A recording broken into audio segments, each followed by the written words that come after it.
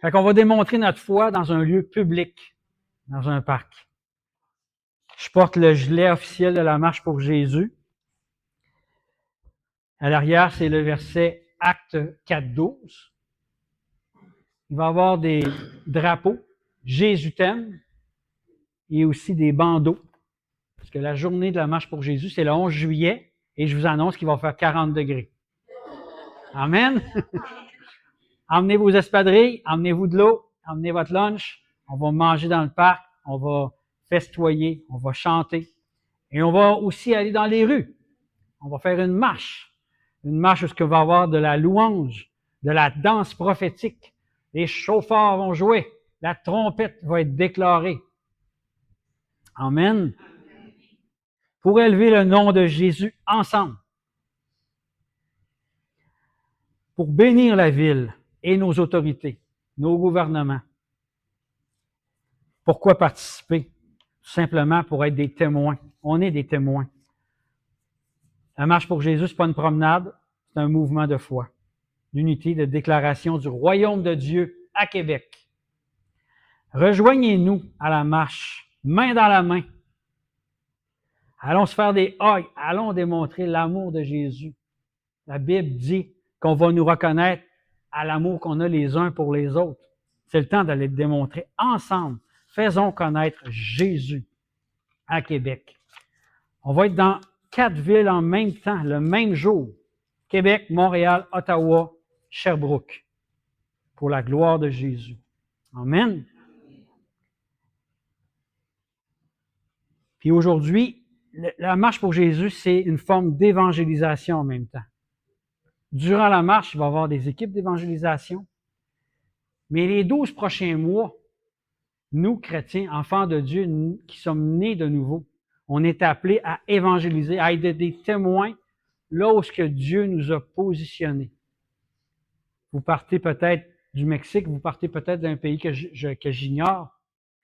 Moi, Dieu m'a mis à Québec. Puis Dieu vous a mis à Québec aussi. Fait que vous êtes au restaurant, vous êtes dans un dépanneur, vous êtes dans un parc, vous êtes un témoin de Jésus. C'est simple. Vous êtes le temple du Saint-Esprit, mes frères, mes sœurs. Le Saint-Esprit habite en vous. Il peut vous pousser pour aller voir un individu que vous ne connaissez pas, pour lui parler de Jésus. La première fois que j'ai évangélisé, j'avais demandé à Jésus une parole de connaissance. Une parole de connaissance, dans le fond, c'est une information sur un individu que je ne connais pas, mais que Dieu connaît plus que moi. C'est simple. Et là, le Seigneur m'a dit, le gars qui est sur le parc, ça se passait dans ce parc-là en plus,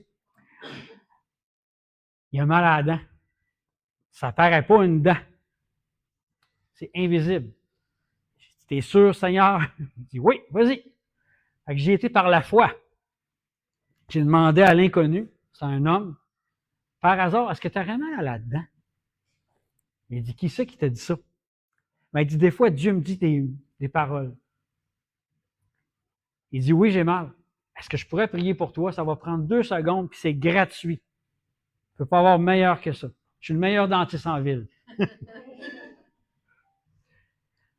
Fait qu'il a accepté. J'ai prié à une première reprise. Ça l'a diminué. Et une deuxième reprise. Après, ça l'a parti. Plus de douleur. Il ne se comprenait pas. Et ça a ouvert une porte pour expliquer l'Évangile. La guérison. Le miracle. Amen. Un jour, pourquoi je vous dis tout ça? C'est pourquoi qu'on doit évangéliser? On est là pour prier pour les malades. Guérir, libérer les captifs. Les enseigner. Mais si la personne est sourde, de prier pour elle. Et un jour, j'étais dans une convention. On était à Québec pour évangéliser. Puis je vois au loin une dame en marchette. Elle était environ à 800 mètres de moi. Puis il nous restait quelques minutes seulement. Fait que j'ai dit à ma femme, je vais aller voir la madame là-bas, je vais prier pour elle. Elle était en marchette. Fait que je fais un sprint, je cours vite. J'arrive là, essoufflé. La dame était en marchette. Elle avait à peu près 70 ans environ.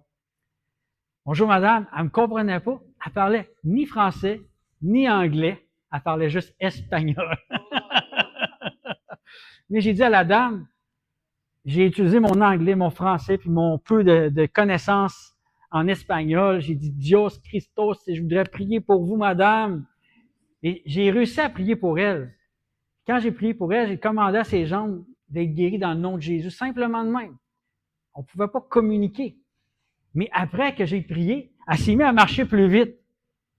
J'ai dit, soit qu'elle était guérie, ou soit qu'elle avait peur parce qu'elle s'est sauvée de moi. Mais Dieu, il s'est passé quelque chose parce qu'elle m'a fait un hug, la madame. Elle a senti quelque chose, mais on ne pouvait pas communiquer ensemble, malheureusement. J'ai jusqu'à quelle heure? Midi, OK. Parfait. OK, j'ai plus de temps que je pensais. Merci Seigneur. Alléluia. Je veux juste revenir sur la marche pour Jésus 30 secondes. Si vous voulez un T-shirt ou si vous voulez faire des dons pour la marche, vous allez sur le site de la Marche pour Jésus. Et toutes les infos sont là. Marche pour Jésus Québec.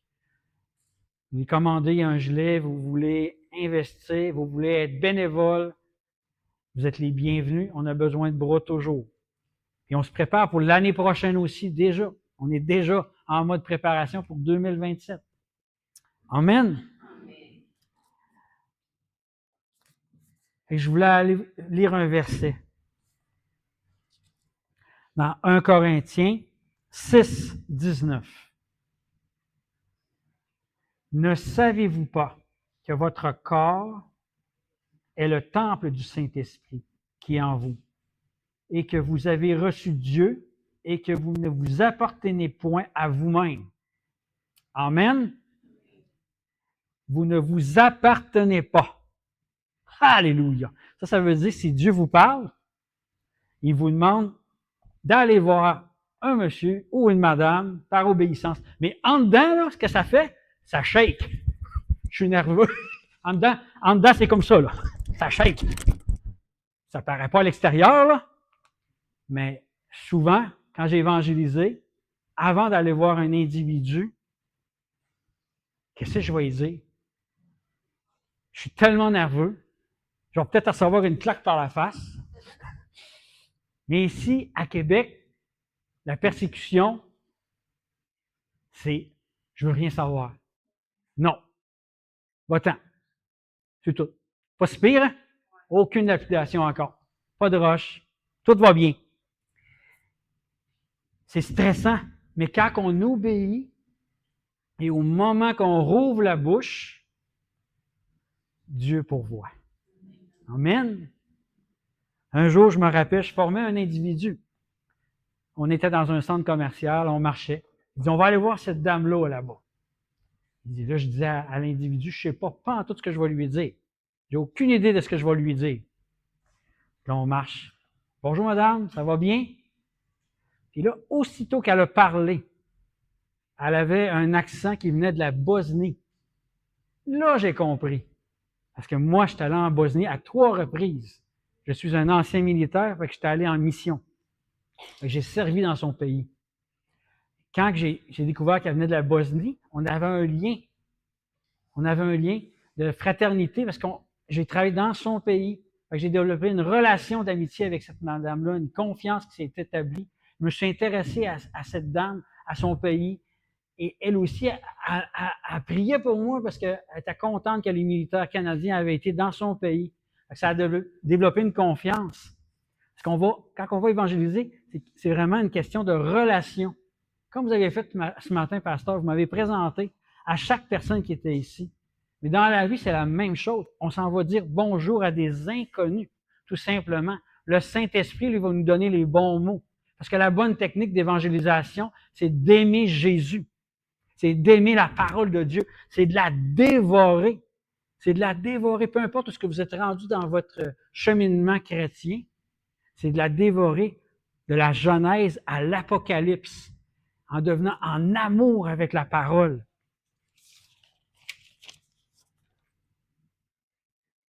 Parce que Le Saint-Esprit, lui, il n'est pas enfermé dans un bâtiment. Il n'est pas enfermé dans votre maison. Il est ici. Il est dans votre cœur. Puis il vous accompagne partout. Que ça aille bien, que ça aille mal. Que tu sois fatigué ou pas. Que tu aies un mauvais caractère ou pas. Il est toujours là. Lui, il t'aime, il ne t'oublie pas, il ne t'abandonne pas, il cogne toujours à la porte de ton cœur. Il veut tout simplement que tu l'oublies. Je t'encourage à ne pas regarder à l'apparence de la personne. Homme ou femme, enfant.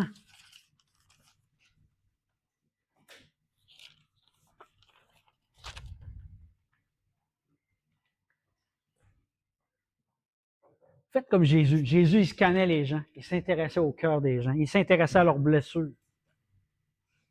Tout simplement. Parce que l'important, c'est de sauver les hommes. Un jour, Jésus va revenir. Mais il va avoir une église sans tache.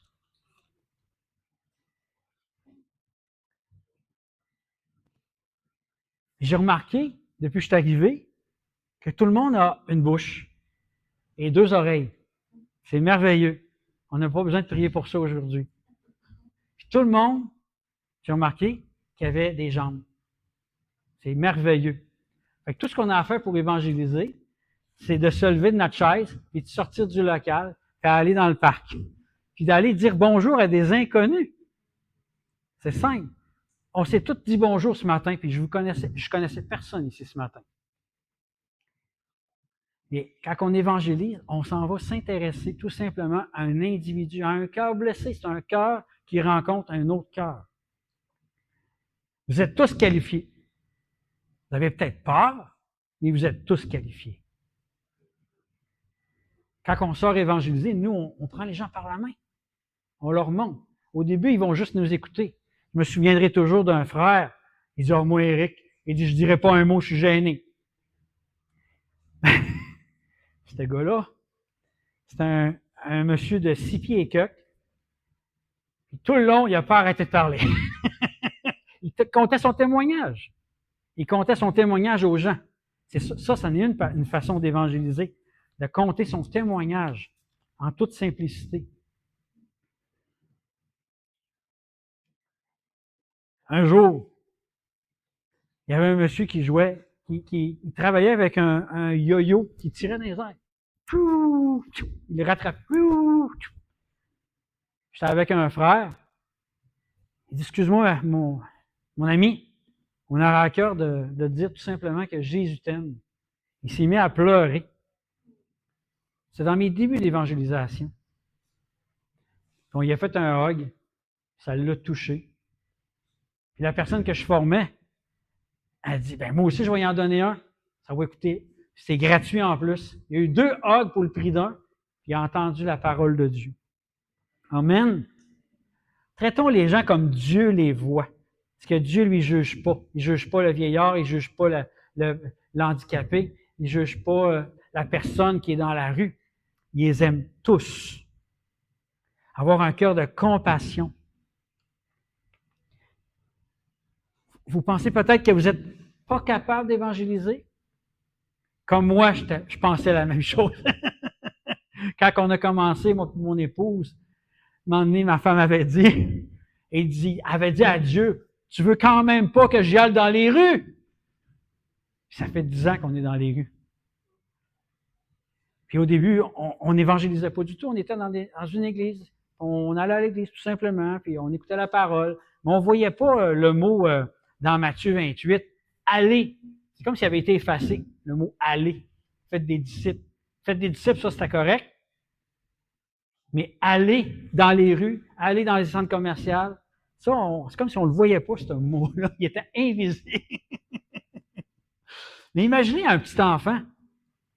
Un enfant, un bébé enfant, quand il apprend à marcher les premiers mois, paf, il tombe à terre.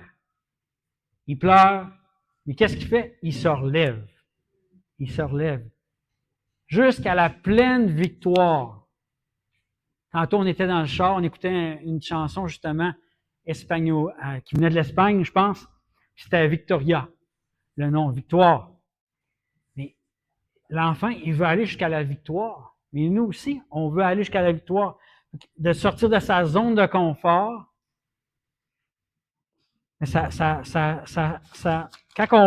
Quand on réussit à sortir de notre zone de confort, on est tellement heureux. Quand on commence à évangéliser, on ne veut plus arrêter. Au début de la sortie, on n'est pas à l'aise. Mais à un moment donné, on le devient parce que l'amour rend tout possible. À un moment donné, j'avais été voir un monsieur. Je donne des façons d'aborder les gens à travers tout ça. Bonjour, monsieur. C'est plus fort que moi de venir vous voir. Je me demandais si vous aviez un besoin de prière. Donc, ben, bizarre ton affaire. Il dit, je sais que c'est bizarre de prier en 2026. Mais en plus, mais j'ai encore de ça. Mais en plus, c'est gratuit, puis ça va prendre 10 secondes. J'ai le meilleur prix en ville. Mais il avait mal au genou. On a prié pour lui, peut-être 2 ou 3 fois. Complètement guéri. Mais ça amène d'expliquer l'Évangile après. Tout simplement. On prend des risques. Pierre, il a pris des risques. Il n'y avait pas d'argent, il n'y avait ni or. Mais il y avait quelqu'un qui avait un besoin de prière. Il dit, lève-toi et marche. On voit ça dans Actes. Jésus n'est plus là. Mais le Saint-Esprit est là. Le Saint-Esprit est encore là avec vous aujourd'hui. Amen. On prend des risques. Vous êtes le point de contact entre le ciel et la terre. Vous représentez, vous êtes l'ambassadeur de Jésus partout ce que vous êtes. Tout le monde qui vous regarde, là, il voit Jésus. Il y a une histoire que j'ai vécue il y a plusieurs années. J'étais dans un café, une histoire très courte. J'étais dans un café. Le vendeur me donne mon café. Il se met à pleurer. Qu'est-ce qui t'arrive? Mais quand il m'a vu, il voyait Jésus. Littéralement. Une semaine ou deux après, je prends un rendez-vous avec lui pour se rencontrer, mais il ne me reconnaissait pas. Parce que lui, ce qu'il avait vu, c'était pas Éric, c'était un autre gars qui avait les cheveux plus longs. Il voyait un personnage, Jésus. On est ses ambassadeurs, on n'en est pas conscient. Des fois, les gens vont nous dire, tu as quelque chose de différent. On l'a entendu. Il faut avoir une audace dans notre foi, de prier des choses folles, des choses impossibles. Je me souviendrai toujours d'une fois, on se promenait dans un centre commercial, puis j'étais avec des collègues, je ne me souviens pas avec qui exactement. On voit quelqu'un avec une attelle sur toute la jambe. Puis il y avait une casquette des Bruins de Boston. Fait que j'étais allé voir le monsieur, j'ai dit « Bonjour monsieur, pensez-vous que les Browns vont gagner la Coupe Stanley cette année? » Il est parti à rire parce qu'il n'était pas en série. Moi, j'écoute pas vraiment le hockey. Puis, à ce moment-là, il part à rire. Mais j'ai dit « Qu'est-ce qui est arrivé à votre jambe? » Là, il nous a conté son histoire. On aimerait ça prier pour vous, monsieur. On croit au miracle. Puis il dit, ben, gâtez-vous, allez-y. On a prié. Avant que je lui demande d'enlever son attelle, sa femme qui était avec lui et ses 2 enfants, il dit, chérie, embarque sur tes béquilles, on va enlever ton attelle, on va voir si c'est vrai ce qu'il dit. Fait que la femme, elle avait, j'ai pas eu le temps. Je voulais, mais j'ai pas eu le temps. Elle avait de la foi, la madame. Fait que là, le monsieur a embarqué sur béquille, il a testé son genou, il y avait une diminution.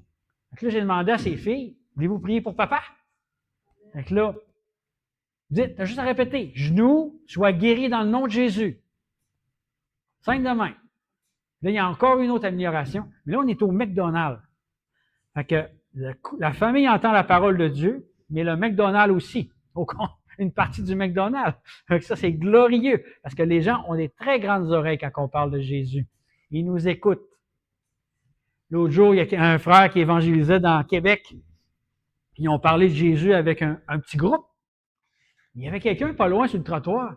Il dit, mon Dieu, qui parle de mon roi, de mon sauveur? Il parlait même pas avec cet individu-là, mais lui, il a entendu le nom de Jésus. C'est juste pour prouver que les gens ont des grandes oreilles. Et ils nous écoutent quand on parle. Même si ça ne leur intéresse pas, le message, il vient à leur cœur, à leurs oreilles. Une des façons que j'aborde souvent les gens, bonjour monsieur, bonjour madame, auriez-vous des douleurs à quelque part? Je sais que c'est bizarre ce que je vous demande comme question, mais j'aurai à cœur de prier pour vous. Ça va prendre 10 secondes, puis c'est gratuit. Et à ce moment-là, il y a une conversation qui commence à s'enclencher, un lien de confiance, d'utiliser la simplicité, l'humour, l'amour, la compassion, un t-shirt de quelqu'un, une casquette. Je vais utiliser des choses, une béquille, une canne, un attel. Mais là, à ce moment-là, on va pouvoir poser des questions. C'est qu'est-ce qui vous est arrivé? Puis là, on les écoute. On est là pour les écouter. On a 2 oreilles, une bouche, mais on est là pour écouter avant tout et non argumenter. On peut arriver face à d'autres religions ou d'autres sectes ou des gens qui ne croient pas du tout en Jésus. Mais écoutons-les. Argumentons pas. Et à ce moment-là, on va avoir une discussion. Je me souviendrai toujours d'une fois, on était dans le Vieux-Québec, famille, un couple avec leurs enfants. Bonjour madame, bonjour monsieur. J'ai une question un peu bizarre à vous demander. Auriez-vous des douleurs, une maladie quelconque, une allergie? Je sais que c'est bizarre comme question, mais j'aurais à cœur de prier pour vous. Elle a dit non. La madame a dit non automatiquement. Monsieur, là, ça arrête là. Mais moi, j'embarque avec mon témoignage. Vous savez, monsieur, madame, j'ai été un jour, moi, je suis un ancien militaire. Puis à un moment donné, je ne pouvais plus courir, j'avais un problème de genou. Il y a quelqu'un qui a prié pour moi, puis sans me toucher en plus. Je sentais une main, mais il ne m'a pas touché. Puis j'ai été guéri. Quelques jours après, j'ai commencé à trottiner. Puis aujourd'hui, je peux courir. Fait que là, je comptais ça. Après, j'ai embarqué sur d'autres sujets. Mais à cause de ça, son mari, hey, il dit à sa femme, tu fais de la retraite dans ton genou. Ah, ben là, on a un besoin de prière. Fait que là, j'ai pu prier pour cette dame-là. Et ça a ouvert la porte à expliquer l'Évangile. Puis quand on explique l'Évangile, on le fait d'une façon simple, avec des outils simples, pour que les gens puissent repartir avec un outil. Les autres exemples qu'on peut avoir aussi, c'est au restaurant. Il y a des serveuses qui viennent nous servir ou des serveurs. Mais ils marchent beaucoup, eux autres. Ils passent le temps à marcher. Ils marchent tout le temps. Fait que ça peut emmener des mal de dos, des mal de jambes, des mal de genoux. Fait que les besoins peuvent être immenses. Fait qu'un jour, j'étais dans une autre province. J'entendais je demande toujours au Saint-Esprit, as-tu une parole pour T'as-tu une parole pour les gens qui sont devant moi quand je suis dans la rue? J'essaie d'être attentif. Puis là, je vais par la foi vers la personne, puis je lui demande. Au restaurant, au Manitoba, à la fin de notre repas, j'ai demandé à la serveuse, t'arrêtes-tu mal par rapport à la hanche ou à la jambe ou dans le dos, dans ce secteur-là? Elle me dit, oui, qui c'est qui t'a dit ça? Ben, Dieu me parle des fois, puis j'ai l'impression que tu avais mal. J'aurais à cœur de prier pour toi. Ça va prendre 10 secondes, puis c'est gratuit. C'est moins cher que ton repas. Elle a accepté. Elle a accepté. Puis elle a été étonnée parce qu'elle a été guérie en quelques secondes. Dieu a voulu se manifester. C'était une chrétienne, née de nouveau, mais ce qui l'a surpris, il dit, c'est la première fois qu'un chrétien m'offre une prière en dehors de l'Église. J'ai dit, j'aime ça. Elle a aimé ça. Parce qu'on est ses témoins. Puis des fois, il y a des frères et des sœurs qu'on va rencontrer qui sont malades depuis des années, qui n'ont jamais osé prier pour eux-mêmes ou qui n'ont pas demandé de l'aide, même à leur assemblée. Une autre histoire, le baptême du Saint-Esprit. On peut le recevoir à l'Église, mais on peut le recevoir aussi dans les rues, dans des centres commerciaux. À quelques reprises, mon épouse a rencontré des gens dans des centres commerciaux. Puis elle se rendait compte que c'était des chrétiens, soit catholiques ou soit évangéliques. Mais il ne priait pas en langue. Il ne l'avait pas reçu. Puis, tu veux-tu le recevoir? Il dit oui. Fait que là, un jour, je me souviendrai toujours d'une des histoires. Elle a pris les mains de la personne, la dame, et il a fait faire une prière. Puis la dame était plus capable d'arrêter de prier en langue dans le centre commercial aux galeries de la capitale. Amen. Ça s'est passé là. Elle était plus capable d'arrêter. C'était tellement comique. Elle était touchée.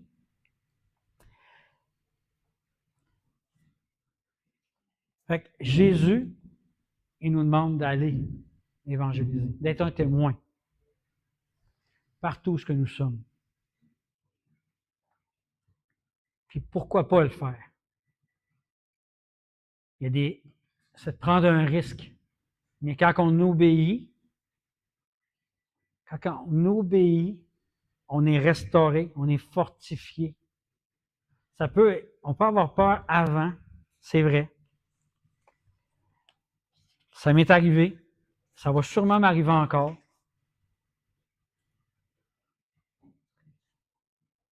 Mais c'est de quoi qu'on a peur? C'est demander au Saint-Esprit, pourquoi que j'ai peur? Qu'est-ce qui me fait peur? Puis là, il va te dire, c'est quoi le mensonge? J'ai peur qu'il me donne un coup de poing sur la face, je ne sais pas. Le mensonge. J'ai peur de ne pas dire les bons mots. Mais lui va te dire, demande-moi les bons mots. Jésus, quand il était sur terre, il demandait au Père, puis il obéissait. Et c'est la même chose pour nous, mes frères, mes sœurs. Puis j'ai donné quelques exemples comment prier. Et c'est quand on est dans la rue, là, on a une courte conversation avec un inconnu.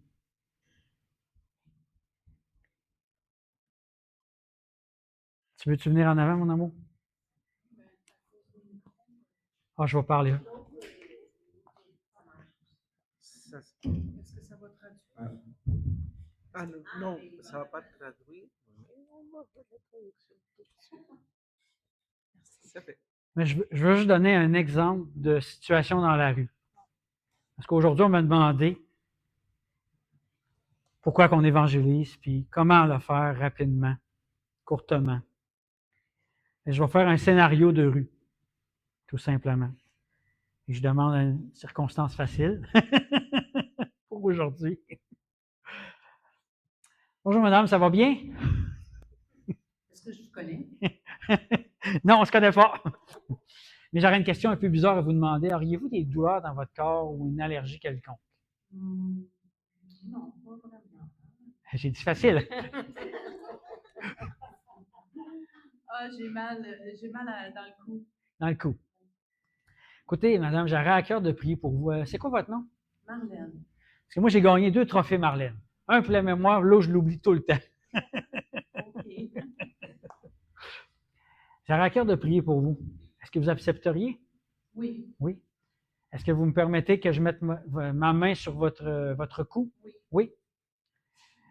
Mais merci Seigneur Jésus pour Marlène. Je commande Seigneur à toute douleur dans son cou de quitter maintenant dans le nom de Jésus. Je sors maintenant. Pouvez-vous tester votre douleur? Avez-vous encore mal? Ça a-t-il diminué? J'ai moins mal. Moins? Oui. Sur 10, ce serait 2, c'est 1, c'est presque terminé. 10, c'est douloureux. C'est rendu à 4. 4. Mais merci Seigneur que la douleur sort complètement dans le nom de Jésus. Maintenant. Êtes-vous rendu à 0? Vous avez un drôle de don. Ah oui? Vous êtes complètement guéri? Vous me faites peur.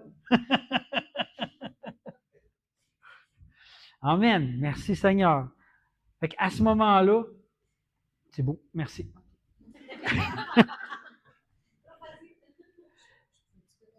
Ah oui, tu as le temps. Encore 5 secondes. Encore moins de 5 minutes. Oui, moins de 5 minutes. C'est parce que mon époux vous explique l'importance de témoigner. Tout le monde qui parlait tantôt, j'avais un témoignage qui me venait à l'esprit. Réalisons que la population à l'extérieur sont sans Dieu, angoissés, tristes, dépressifs. Beaucoup aussi sur les jeunes qui ont des idées suicidaires. c'est assez important.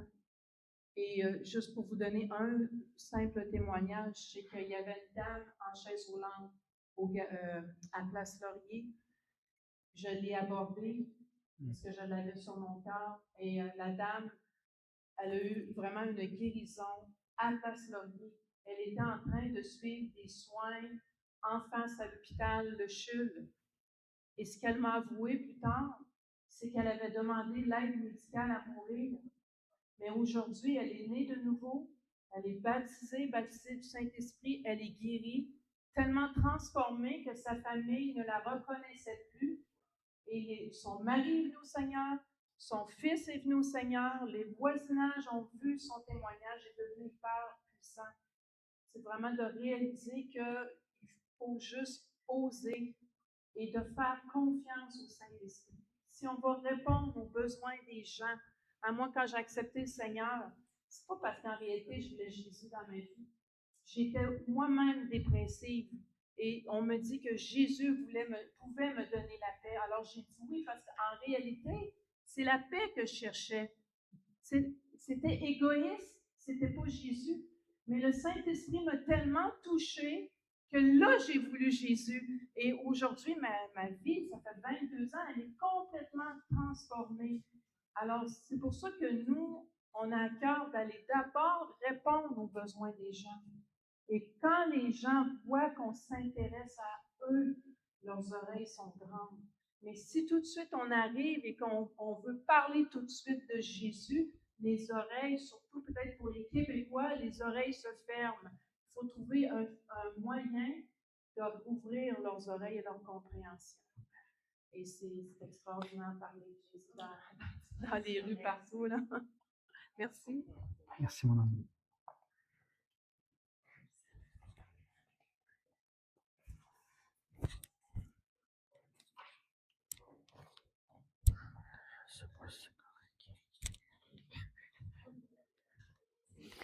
Puis il y a un exemple qui vient de m'apparaître. À un moment donné, on était dans le Vieux-Québec, à moins 25 dehors. Ben oui, on peut évangéliser à moins 25.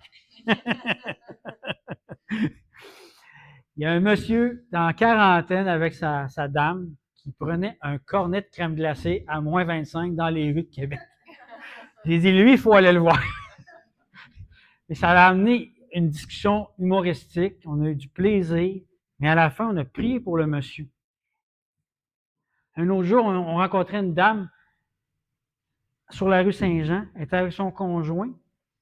Puis chacun avait une béquille. Une à gauche, puis une à droite. Puis ils marchaient toutes les deux ensemble. On trouvait ça bien bizarre. Fait qu'on est allé voir la dame et le monsieur. La dame, elle avait une entorse à la cheville due au volleyball, une jeune femme. Ma femme, elle a prié pour elle peut-être 7-8 fois, j'avais aucune idée. Cheville soit guérie dans le nom de Jésus. Elle l'a fait peut-être une dizaine de fois. Après ça, elle est repartie avec ses béquilles en dessous de ses bras. Amen. Puis il y a aussi la prière pour la prière en langue aussi pour le couple. C'était glorieux. Vous êtes la gloire de Dieu quand vous êtes dans les rues. Vous représentez, dites-vous là, Jésus, le Saint-Esprit est en vous. Vous n'avez aucune raison d'avoir peur, aucune raison d'être timide. La journée que tu rouvres la bouche, il va la remplir. Il va la remplir. J'étais le dernier candidat à évangéliser. Mon épouse aussi. On n'était pas fait pour ça. On était fait pour le confort. Mais on ne pensait pas qu'on n'était pas fait pour ça. Mais à chaque fois que quelqu'un vient évangéliser avec nous, j'ai toujours le même commentaire. Oui, comment tu as trouvé ça? La plupart des gens disent, tu passes ton temps à répéter tout le temps la même affaire, tu es un vrai perroquet, toi. On dit toujours la même chose. On rencontre différentes personnes, mais on dit pratiquement le même script ou presque. Ça dépend des circonstances, c'est certain. Mais il y a tellement de circonstances que je pourrais vous donner des exemples. Il faut juste se laisser aller. Les jeunes sont hyper ouverts. Et ici, j'utilise un outil qu'on a créé il y a quelques années avec un code QR. Je termine en 1 seconde et demie. Il y a un code QR là-dessus. Puis on peut expliquer l'Évangile en dedans de 3 minutes avec ça. Je ne vous l'explique pas aujourd'hui, mais je vais vous laisser la chance d'aller le voir sur YouTube. Puis, ça s'appelle 3 cercles, 3 minutes. Ça existe dans plusieurs langues. Puis avec ça, les gens, le code QR, bien, ça les redirige sur YouTube. Ils peuvent nous écrire ou on peut échanger nos coordonnées au moment présent dans la rue. C'est un outil qui est simple et duplicable. Les gens aiment les images. Puis le deuxième, c'est Jésus frappe à la porte de votre cœur. C'est le même principe. Il y a un code QR en arrière. Les 9 étapes sont en arrière. Même la personne la plus gênée au monde pourrait lire le texte en arrière pour évangéliser. Sur cela, je termine là-dessus.